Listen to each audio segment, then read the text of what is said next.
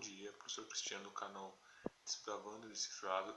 Eu estava falando no último vídeo, né, sobre a questão do Hobbes.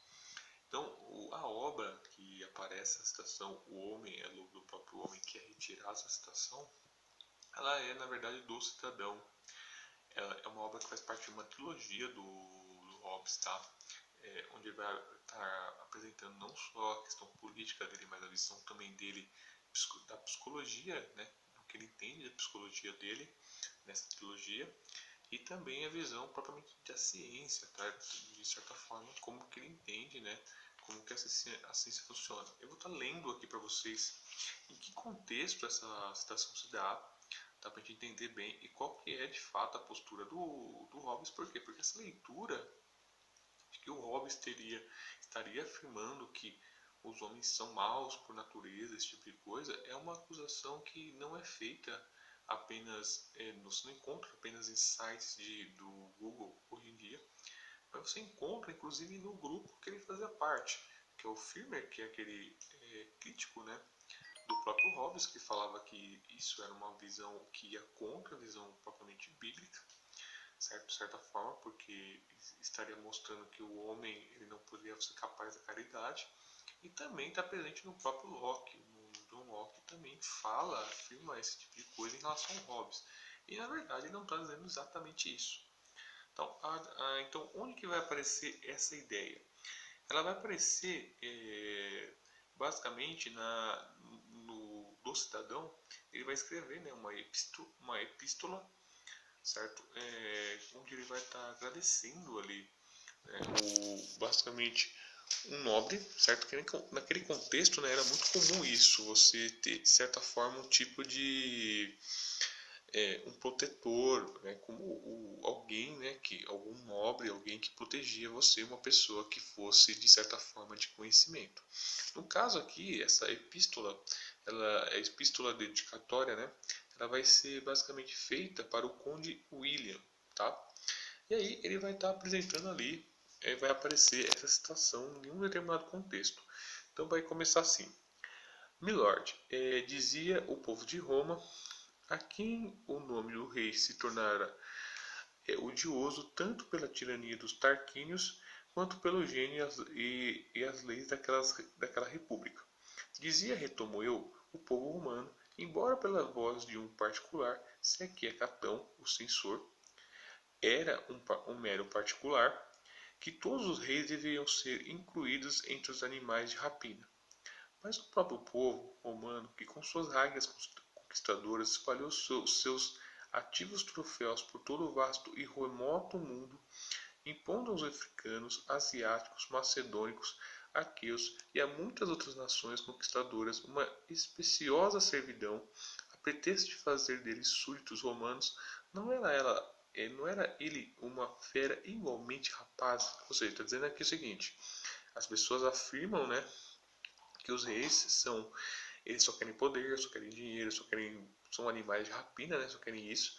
Mas na verdade, não será que essas mesmas pessoas que falam isso, se estivessem no lugar delas, não fariam a mesma coisa? Não teriam o mesmo comportamento? Certo? Ele está dizendo isso. Esse povo que fala isso daí, acusa esses reis, não é a mesma coisa. Aquela famosa, é uma coisa que é parecida no Brasil.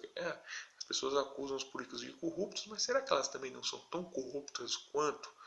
É mais ou menos nessa lógica que ele está falando aqui, tá bom? Ele continua. De modo que se Catão era sábio, no que dizia, não menos sábio era Pôncio Telesino, que gritava para todas as companhias de seu exército, na famosa batalha que travou com Sila, que a própria Roma deveria ser arrasada juntamente com Sila, porque sempre haveria lobos e predadores da liberdade, a menos que pela raiz se extirpasse a floresta que os abrigava. Certo? Então, ele vai falar sobre isso, ele apresenta esse primeiro parágrafo, e aí vai entrar. Aí ele vai falar sobre a visão dele. Para ser imparcial, ambos os ditos são certos, que o homem é um Deus para o homem, e que o homem é lobo do próprio homem. Então ele está dizendo, olha, tanto esses dois ditos são corretos. Então ele está dizendo, a gente vai entender o que ele quer dizer com essa ideia de que o homem é um Deus para o homem, ou o homem é lobo do próprio homem. O primeiro é verdade se comparamos os cidadãos entre si, e o segundo se cortejarmos as cidades, certo?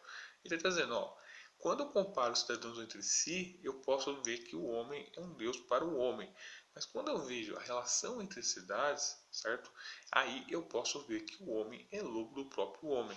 Então veja bem, essa ideia do homem, do lobo do próprio homem, não está sendo relacionada à natureza humana.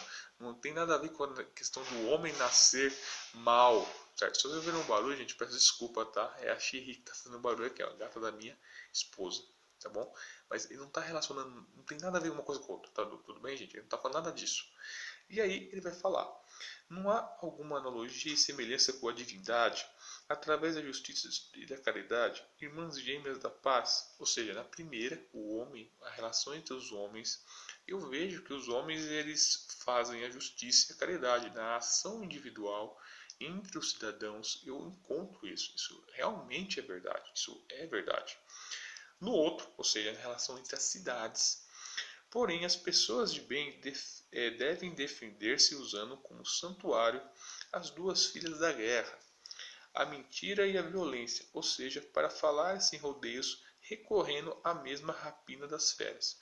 E aí, eu vou parar aqui na citação, ele vai continuar falando sobre isso e ele está mostrando uma contradição.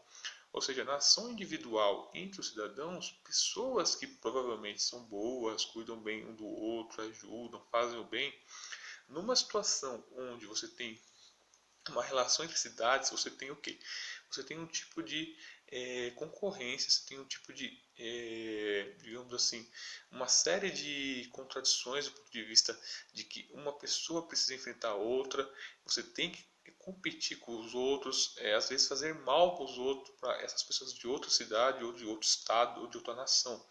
Então ele está mostrando que internamente, entre os cidadãos, as pessoas podem fazer caridade e justiça, mas muitas vezes entre uma cidade e outra, um país e outro, um estado e outro, certo? Você vai ter uma relação que entra essa ideia de homem como homem, o lobo do próprio homem, certo? Não tem a ver propriamente com a natureza humana. Uma citação para reforçar essa ideia do que eu estou dizendo é que ele vai ter, né? Ele vai apresentar, vai ser aqui. Ele vai estar falando na mesma epístola mais para baixo, certo? Dedicatório, vai falar sobre o método dele, como que vai ser a forma de pensamento dele, e ele vai chegar no princípio, que de certa forma mostra, explica por que tem essa contradição. As disposições dos homens naturalmente são tais que o menos que sejam restringidos pelos termos algum pelo temor a algum poder coercitivo, todo homem, desculpa, tá, gente, eu tô horrível, falei hoje. Todo homem sentirá desconfiança e temor de qualquer outro. Por direito natural, ele poderá, assim como por necessidade, deverá fazer uso da força que possui para preservar a si próprio. Ou seja, a questão de você ter esse combate entre os homens, né? Ele fala que a gente conversou sobre o contrato social do Robin na visão dele, tem a ver que os homens eles têm temor um do outro, certo? Tem a ver com isso. Tá? E esse temor pode gerar o quê? Pode gerar a questão de você entrar por você ter medo do outro em combate com o outro, tudo bem? E aí ele vai continuar falando.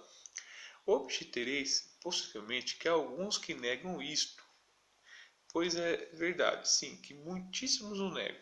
Mas será que parecerei incorrer em contradição ao afirmar que ao menos os homens confessam e negam a mesma coisa? Na verdade, não me contradigo, mas eles sim, pelas ações, desmentem o que seus discursos apoiam, ou seja, a ideia de que as pessoas elas têm medo uma das outras e isso gera uma certa desconfiança e uma desconfia da outra e sempre pensa que a outra é má, certas pessoas têm normalmente a dizer que nisso elas não fazem isso. Vemos todos os países, embora estejam em paz com seus vizinhos, ainda assim guardarem suas fronteiras com homens armados, suas cidades com muros e portas e manterem uma constante vigilância. Com que propósito fazem tudo isso, se não for pelo medo ao poder do vizinho? Vemos até nos estados bem governados, onde há leis e castigos previstos que os delinquentes, que mesmo assim os particulares não viajem sem levar sua espada ao seu lado, para se defenderem, nem dormem sem fecharem não só suas portas para a proteção de seus concidadãos, mas até seus cofres e baús, por temor aos domésticos. Poderiam dar os homens melhor testemunha da desconfiança que tem cada um do outro e todos de todos. Assim agindo, tanto os países como os particulares professam publicamente sem seu temor e desconfiança a multa. Contudo, ao discutirem, eles negam isso, o que significa que, por um desejo que têm de contradizer os outros, acabam contradizendo a si próprios. Aí ele vai continuar.